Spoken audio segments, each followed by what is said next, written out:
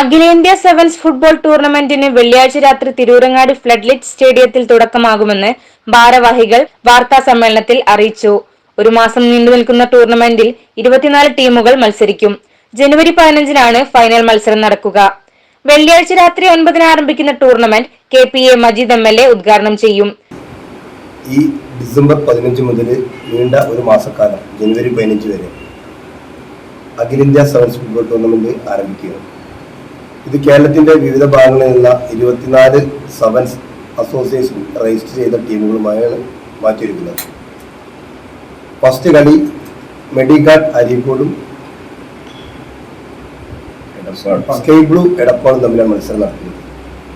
ഇതിന്റെ ഉദ്ഘാടനം KPA Majeed MLA Sahib നിർവഹിക്കുന്നതും മുൻ ഇന്ത്യൻ ഫുട്ബോൾ താരം മുഹമ്മദ് റാഫി വിശിഷ്ടാതിഥി ചടങ്ങിൽ ഉണ്ടായിരിക്കുന്നതുമാണ്.